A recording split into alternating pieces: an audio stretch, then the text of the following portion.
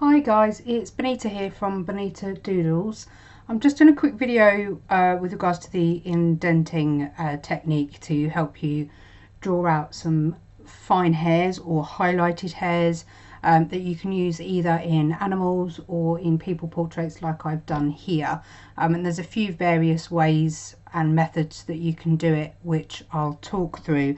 But the basis is that once you've done the indenting where you need it to be, you can simply go over either with coloured pencil or with graphite, shade in the areas that you need to get shaded in, and then you can just start to work on top and build up the shadows and the details and the depth that you need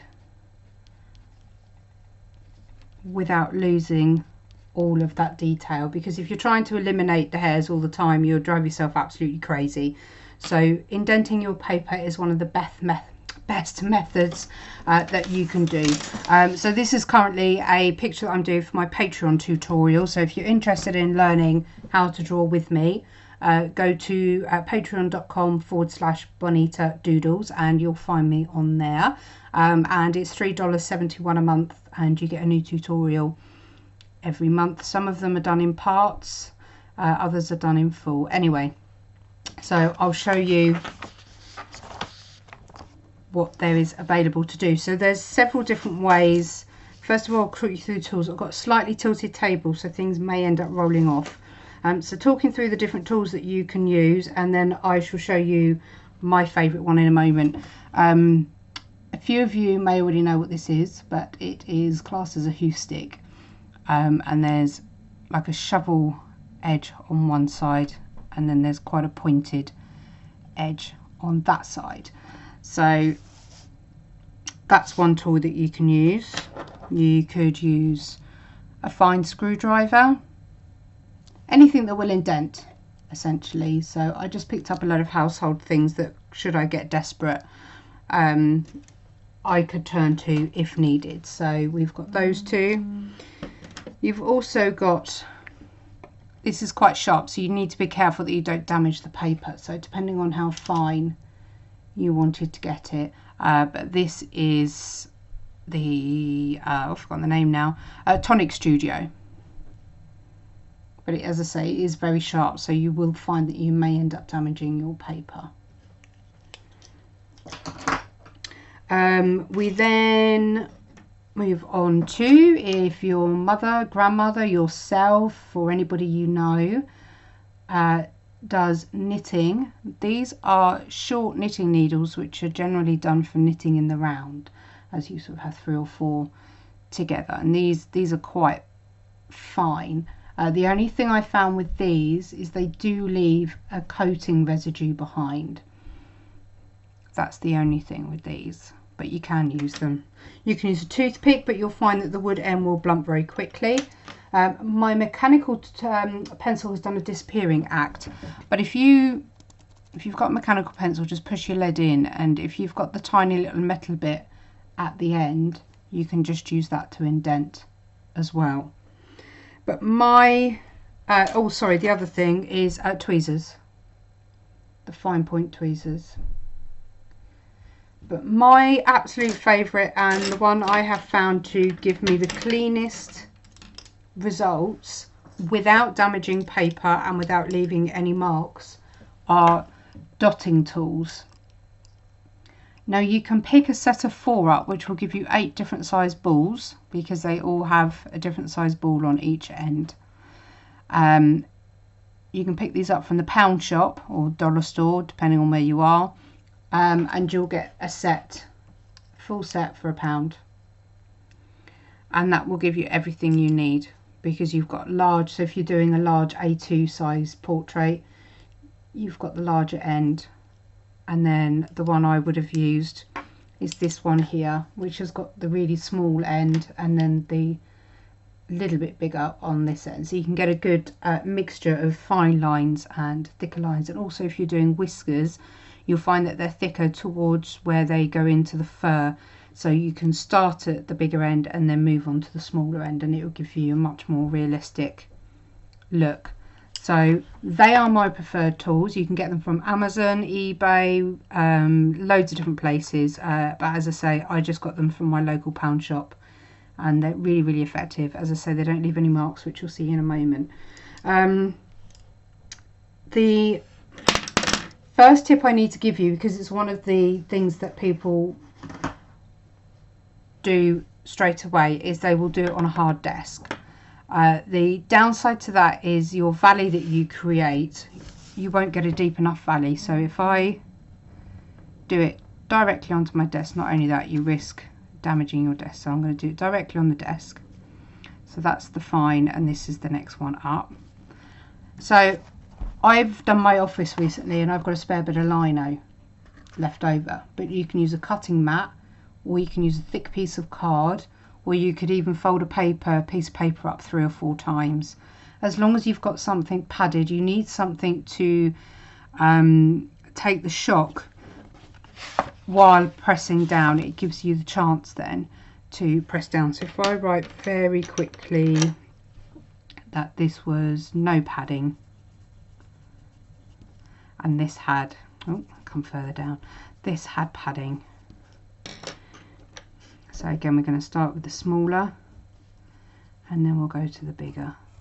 Try and make whatever you're using as smooth as possible, because you can inadvertently end up making your life harder. This isn't too bad. Anyway, so we're going to go over, I'll go over with the 4B and then you'll be able to see. So this had no padding on. So you still have clean lines with one layer. What you'll find will happen is that each time you go over,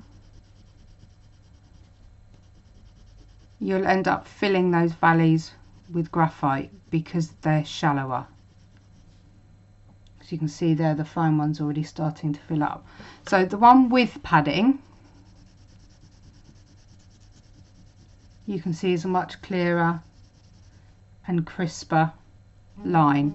So we'll go over again and again and again and again, and it's still nowhere near as filled as these.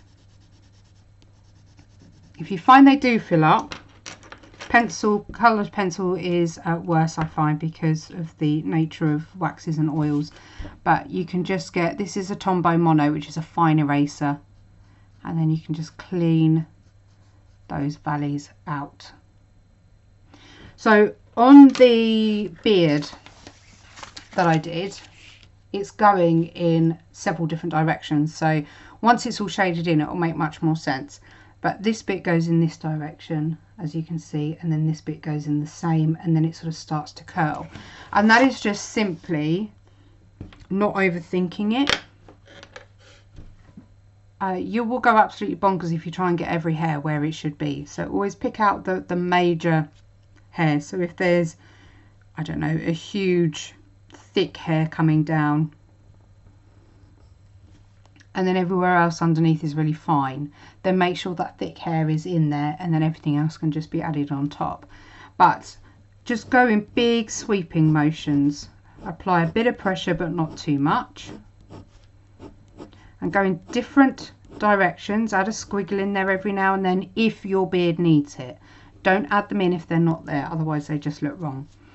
So we keep doing that, and then, as I say, you saw with my beard that it had going in a different direction. So we add that in, and then we'll add the bit underneath that was there too, and then you know that they were going in different directions. So I've done that very roughly for you, just so you can see. And then again, when I go over,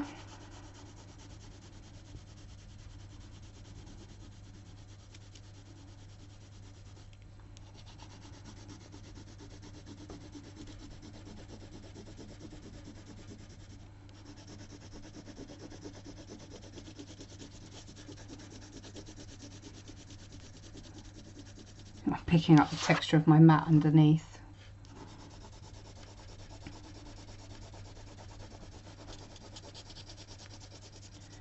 So when you come to do more filling in, you can pick certain areas that you know have the deepest shadow, if you've got dark hairs over the top, you can pop some of them in as well. And then as you try and make it look a bit thicker, you can then again go over with your fine eraser and we can add some thicker hairs.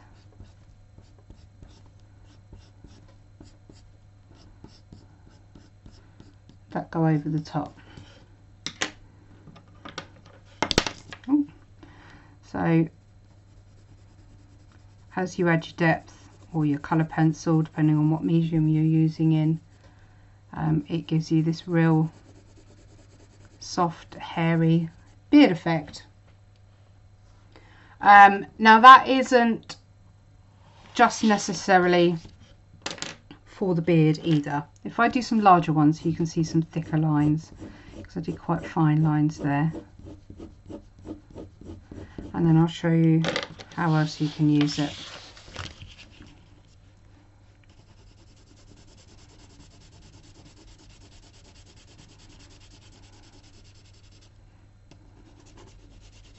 So if you're doing a dog, for example, or a cat, and you've got, I don't know, let's say they've got that padded bit above their eye. So if we draw very quick, basic looking, and they sort of have their whiskers going up, or their eyebrow. And then you can just do tiny little notches if you find they've got little fine tiny white wispy hairs. So again, when you come to colour over, or when you come to add your graphite, you'll see that it works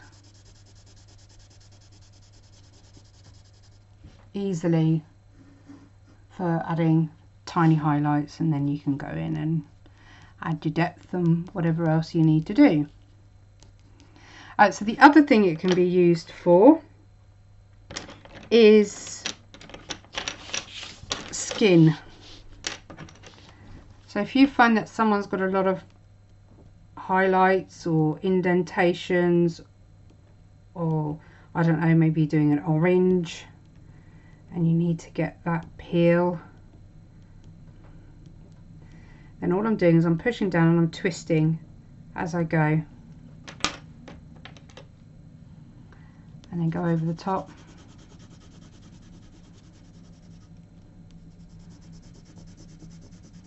Quite a good way of doing dogs' noses, or as I say, sorry, I keep doing it on the mat, which makes it all textured. Yeah, the dots and things that you find on skin. The other way, I'll show you very quickly, and this does damage the paper, but we intentionally are doing it. So I've done a larger area, and you just get your knife, probably hear that, and you can just scratch the paper off.